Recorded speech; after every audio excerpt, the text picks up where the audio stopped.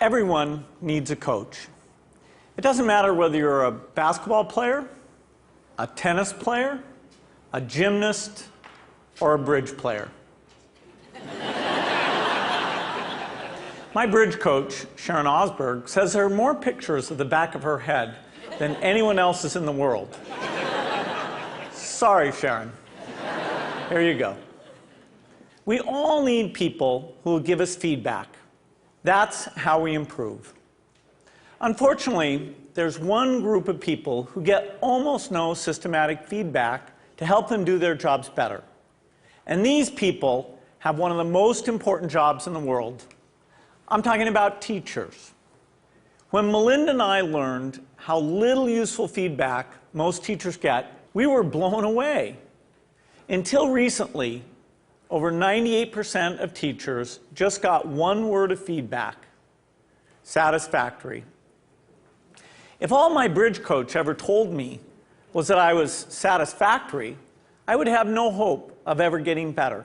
How would I know who is the best? How would I know what I was doing differently? Today, districts are revamping the way they evaluate teachers, but we still give them almost no feedback that actually helps them improve their practice. Our teachers deserve better.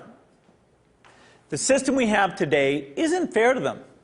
It's not fair to students, and it's putting America's global leadership at risk. So today I want to talk about how we can help all teachers get the tools for improvement they want and deserve. Let's start by asking, who's doing well?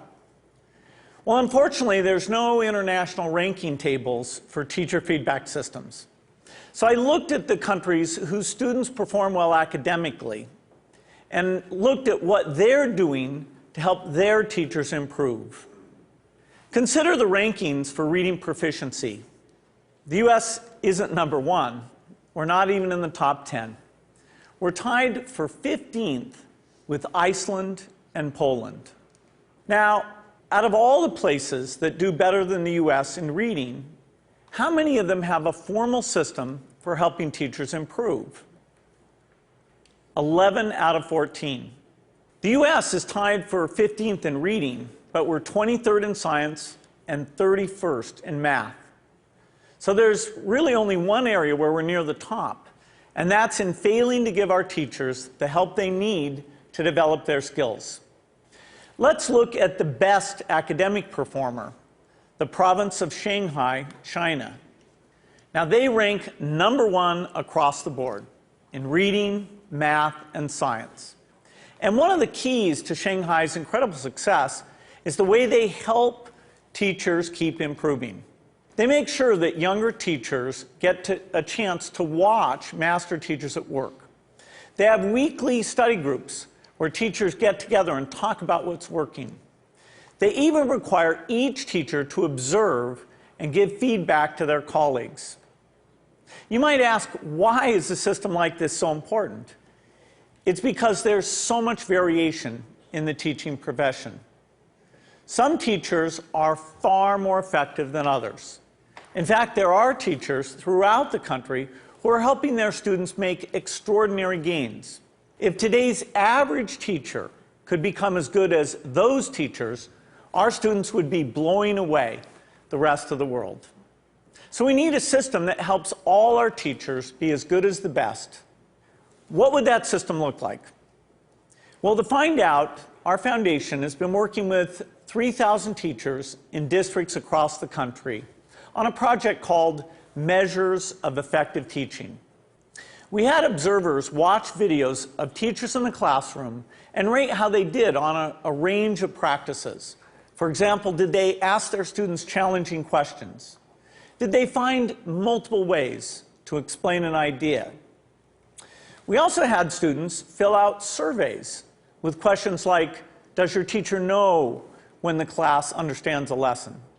Do you learn to correct your mistakes? And what we found is very exciting. First, the teachers who did well on these observations had far better student outcomes. So it tells us we're asking the right questions.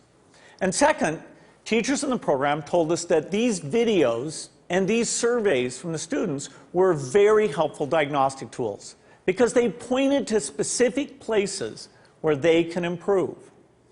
I'm going to show you what this video component of MET looks like in action.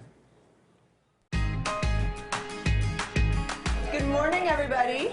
Let's talk about what's going on today. To get started, we're doing a peer review day, okay, a peer review day. And our goal by the end of class is for you to be able to determine whether or not you have moves to prove in your essays. My name is Sarah Brown-Westling. I am a high school English teacher at Johnston High School in Johnston, Iowa. Turn to somebody next to you.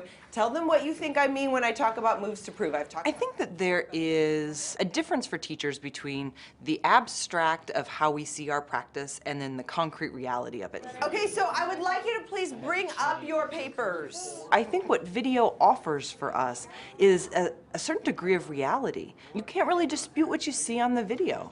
And there is a lot to be learned from that. And there's a lot of ways that we can grow as a profession when we actually get to see this. I just have a flip camera and a little tripod and invested in a tiny little wide angle lens. At the beginning of class, I just perch it in the back of the classroom. It's not a perfect shot.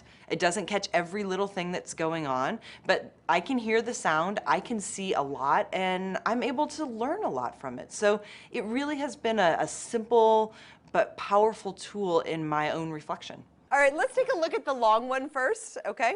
Once I'm finished taping, then I put it in my computer, and then I'll scan it and, take a peek at it. If I don't write things down, I don't remember them. So having the notes is part of my thinking process, and I discover what I'm seeing as I'm writing. I really have used it for my own personal growth and my own personal reflection on teaching strategy and methodology and classroom management and just all of those different facets of the classroom. I'm glad that we've actually done the process before so we can kind of compare what works, what doesn't. So I think that video exposes so much of what's intrinsic to us as teachers in ways that help us learn and help us understand and then help our broader communities understand what this complex work is really all about. I think it is a way to exemplify and illustrate things that we cannot convey in a lesson plan, things you cannot convey in a standard, things that you cannot even sometimes convey in a book of pedagogy. All righty, everybody, have a great weekend. I'll see you later.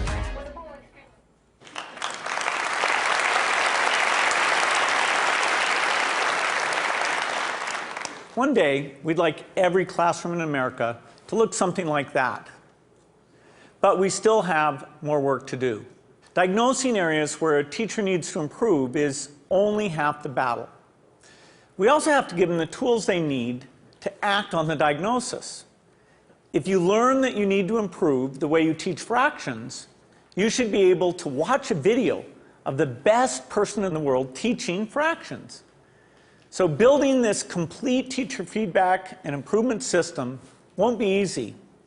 For example, I know some teachers aren't immediately comfortable with the idea of a camera in the classroom. That's understandable. But our experience with MET suggests that if teachers manage the process, if they collect video in their own classrooms and they pick the lessons they want to submit, a lot of them will be eager to participate. Building the system will also require a considerable investment.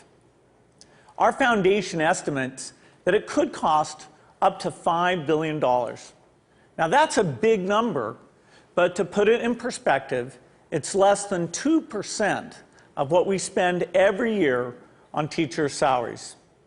The impact for teachers would be phenomenal. We would finally have a way to give them feedback as well as the means to act on it. But this system would have an even more important benefit for our country. It would put us on a path to making sure all our students get a great education, find a career that's fulfilling and rewarding, and have a chance to live out their dreams.